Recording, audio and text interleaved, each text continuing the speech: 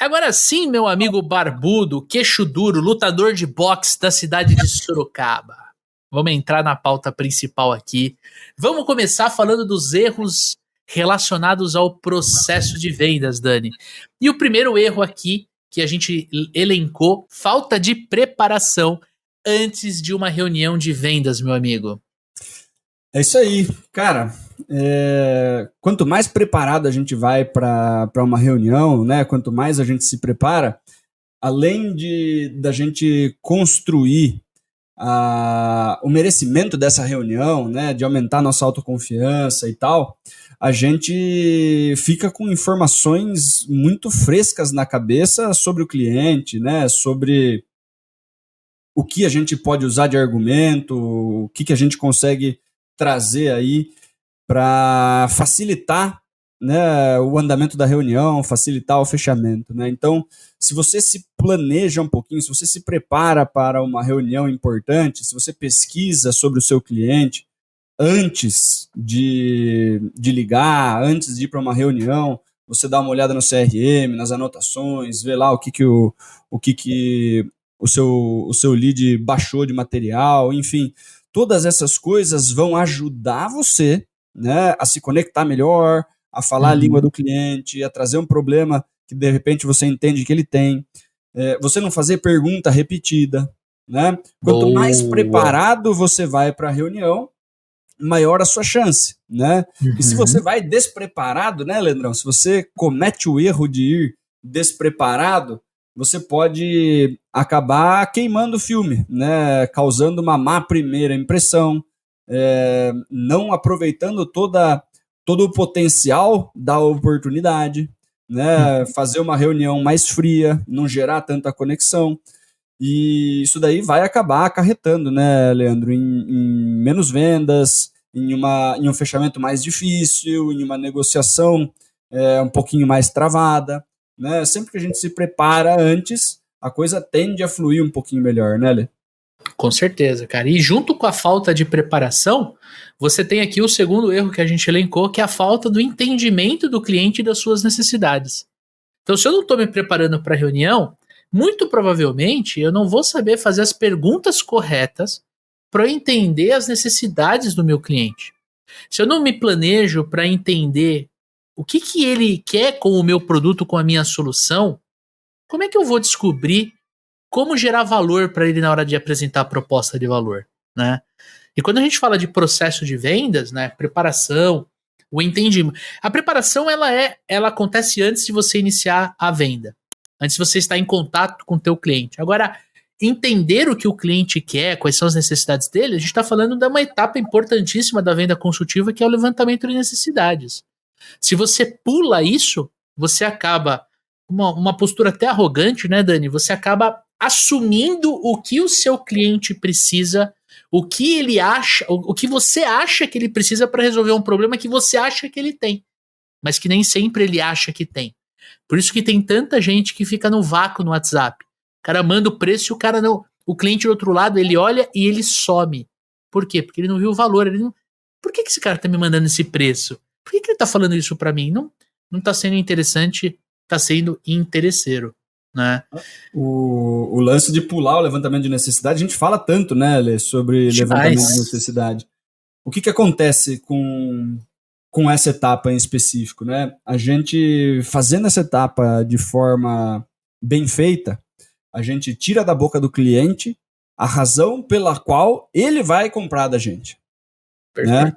Se eu consigo descobrir isso, se eu consigo fazer com que ele externalize que ele precisa, que ele tem um problema, que a solução disso seria uma coisa vantajosa para ele, a gente faz uma ficha importante cair na cabeça do próprio cliente. Né? Porque, não, mas eu vendo uma coisa só, eu não preciso fazer levantamento de necessidade, que eu tenho que resolver, todos os meus clientes eu vou oferecer a mesma coisa. Sim, mas você não está adubando bem o terreno ali para plantar a sementinha do fechamento. Perfeito. Né? Você não está fazendo ele entender. Às vezes ele não tem uma dor tão latente ainda. Né? Que se você fizesse um levantamento de necessidade de acordo, ele já estaria mais pronto para fechar, né, Leandro? E aí tem muito vendedor que pula essa etapa, né? Pula da abordagem ali e tal, direto para a apresentação.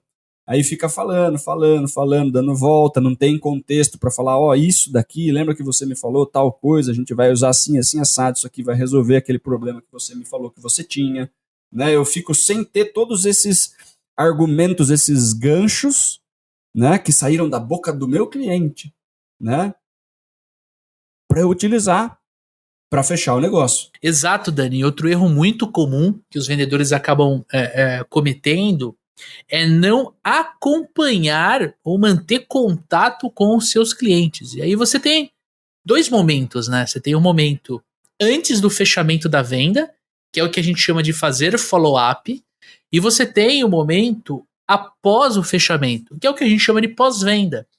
Se eu não entendo que follow-up e pós-venda são processos de vendas, existem formas, existem mecanismos, e a gente fala disso muito no nosso treinamento, no método dos supervendedores, eu acabo achando na minha cabeça, e eu achava isso, esse é o ponto, eu achava isso, e quando eu mando a proposta para o cliente, quando ele tiver interesse em fechar ainda a sequência, ele me liga. E não é assim que funciona. Certo, Dani? Você tem que manter um fluxo de comunicação, uma cadência de contato com o teu cliente ali depois da proposta, desenhado de forma estratégica no teu processo de vendas para você ter uma maior probabilidade de fechamento, né, cara? Né? E qual que é o grande perigo desse erro, né, Lê? Se eu não faço o follow-up durante o meu processo comercial, antes do fechamento, eu posso perder timing, né? Então eu fiz levantamento de necessidade, beleza, não cometemos o erro anterior, fiz levantamento de necessidade, mas estou demorando para mandar a proposta, estou demorando para mandar o preço, estou demorando para agendar a reunião seguinte, para fazer o fechamento e tudo mais. O que acontece? Eu transformei a dor que ele tinha em latente, né? Eu fiz ele perceber que ele tem a necessidade disso. Se eu demoro para agir logo após o levantamento de necessidade, ele já está querendo comprar. Se eu não fizer o esforço de vender, de manter ele no meu processo comercial, ele vai começar a conversar com outros vendedores, vai começar a xeretar a concorrência. Ou o Zuckerberg já vai começar a mostrar para ele outras opções, né? Se ele estava vindo pela internet, se ele veio por algum tipo de material, vai começar a aparecer mais opções para ele. Né? E aí, se eu deixo isso passar por muito tempo, se eu vou esperar chegar perto do fim do mês para eu ver que a minha meta não vai ser batida, eu voltar lá nos leads do começo do mês, eu vou tentar retomar isso. Além de já ter esfriado, ele já está conversando com outro, talvez já fechou, né? Talvez perceba que, né, se o cara demorou tanto assim para me mandar o preço, quando eu tiver um problema, será que dá para contar com esse vendedor? Sim ou não? Né? Exato. E depois do fechamento, né, no pós-venda, eu perco todos aqueles benefícios do pós-venda que a gente tanto fala, né, Lê? Exato, cara. Assim, é matemático. Quando o cliente ele compra de novo de você, né, ele já te conhece, ele já conhece a tua empresa, ele já conhece teu produto, ele já confia em você. Ele não tem mais custo por lead, ele não tem mais CAC, custo de aquisição de cliente. Ele já tá dentro da tua carteira, cara. É a venda que você vai ter um esforço muito pequeno para executar. E quando eu comecei na minha carreira, eu tinha uma visão muito mais de prospecção, muito mais de colocar mais clientes na carteira para eu chegar na meta. E eu não conseguia visualizar que se eu me dedicasse, se eu fizesse a gestão da carteira, se eu fizesse pós-venda, se eu entendesse como me influenciar o meu cliente a comprar novamente de mim, eu tava perdendo meu tempo. Olha que loucura, né, Dani? Eu tinha na minha cabeça que eu tinha que prospectar mais, abordar mais e vender mais para mais clientes, ao invés de falar com quem já confiou em mim. Quando na verdade a gente entende que tem que ser o contrário. Eu tenho que dar atenção para quem confiou em mim. E existe processo para você fazer pós-venda. Você não precisa fazer uma coisa da sua cabeça. A gente, na nossa aula de pós-venda na formação, eu explico uma técnica que é simples, são 3 passos específicos para você fazer pós-venda de uma forma interessante, fazer pós-venda sendo um vendedor consultivo e pensando em segundo plano, isso é importante, pensando em segundo plano numa nova venda.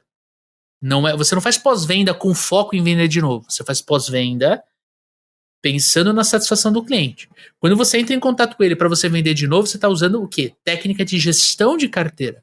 E aí, estamos no bloco de processo, né? Os problemas que a gente enfrentava quando a gente falava sobre processo. Fazer gestão de carteira de clientes também é um processo. Só que ele tem um processo diferente de vendas. Por quê? Porque o teu cliente já te conhece, já confia em você, já usou o teu produto.